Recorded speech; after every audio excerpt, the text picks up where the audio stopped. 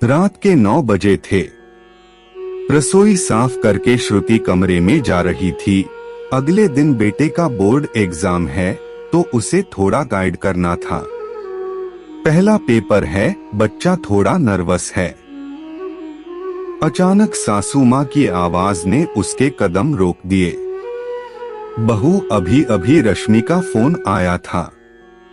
दामाद जी और समधी जी यहाँ किसी काम से आए हुए थे।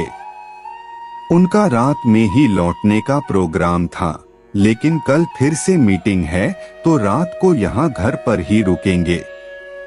खाने की तैयारी कर लो, उन्होंने अभी तक खाना नहीं खाया है। सासू माँ की बात सुनकर श्रुति के शरीर में जैसे करंट दौड़ गया।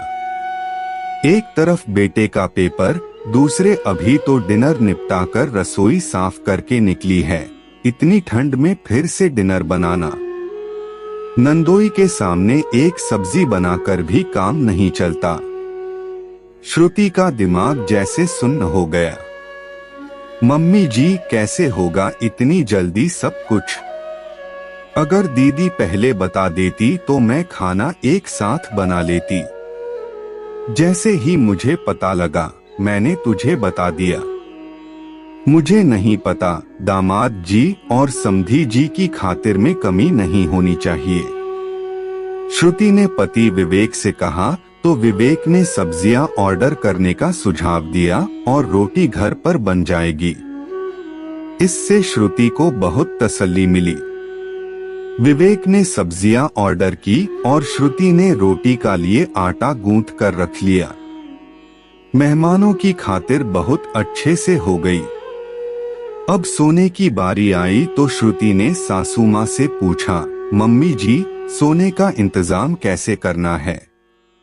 कैसे क्या, तुम्हारे कमरे में ही सोएंगे, सासू माँ ने जवाब दिया। मम्मी जी, आपको पता शुभम का बोर्ड एग्जाम है। घर में 3 ही कमरे हैं, एक आपका और पापा जी का, एक हमारा और एक पापा जी का स्टडी रूम। मेहमानों को घर पर रोकने से पहले सोचिए कि बहू अपना कमरा छोड़कर कहाँ सोएगी। शुभम भी हमारे ही कमरे में सोता है। रात को उसे ठीक से नींद नहीं मिली तो सुबह को पेपर कैसे देगा? या तो स्टडी रूम में उनका सोने का इंतजाम कर देते हैं या आप मेरे साथ हमारे कमरे में सो जाइए। विवेक और पापा जी स्टडी रूम में या ड्राइंग रूम में सो जाएंगे। बहू, कैसी बात कर रही हो? मेहमानों को स्टडी रूम में थोड़े ही ना सुलाया जाएगा। और मैं और तुम्हारे पापा जी कैसे दूसरे कमरे में सोएंगे? मम्मी, श्रुति ठीक कह रही है, आप हमारे कमरे में सो जाइए, विवेक बोला।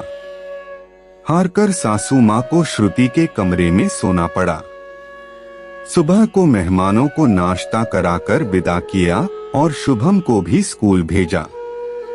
शाम के समय जब सब चाय पी रहे थे तो श्रुति बोली, मम्मी जी, स्टडी रूम को अब कमरे में बदल देना चाहिए। शुभम भी अब बड़ा हो रहा है और कोई मेहमान आ जाए तो सोने में भी परेशानी होती है। बहू, कैसी बात कर रही हो? कल से देख रही हूँ कि एक दिन अगर 2 लोग आ गए तो तुम्हें भारी पड़ रहा है।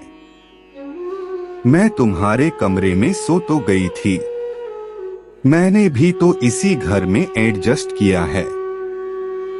तब भी तो स्टडी रूम था, फिर अब क्यों नहीं? लेकिन उसमें आपको परेशानी होती है ना मम्मी जी। मेहमान आने पर बहू अपना कमरा छोड़कर कहाँ जाए? पुरानी बात मत कीजिए, तब घर में बहू नहीं थी। आपने तो कभी किसी के लिए अपना कमरा नहीं छोड़ा। उस समय हमारा कमरा गेस्ट रूम था, लेकिन अब परिवार बढ़ा है तो जरूरत भी बढ़ेगी। बहू, अब बात का बतंगड़ मत बनाओ। इस घर की जिम्मेदारी तुम्हारी है तो तुम्हें देखना है कि घर को कैसे मैनेज करना है। मम्मी जी घर की जिम्मेदारी दे रही हैं तो अधिकार भी तो दीजिए। घर आपका और जिम्मेदारी मेरी कैसे हो सकती है? आज आप सोचकर बता दीजिए कि घर किसका है।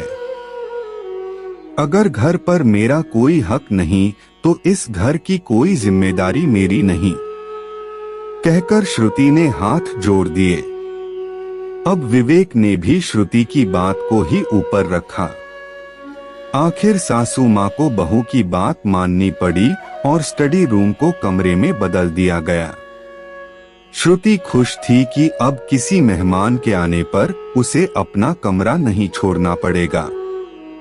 सखियों, अधिकतर घरों में यही देखा गया है कि सासू माँ घर गृहस्थी पर तो अपना हक जमाती हैं, लेकिन जिम्मेदारी बहू पर डाल देती हैं।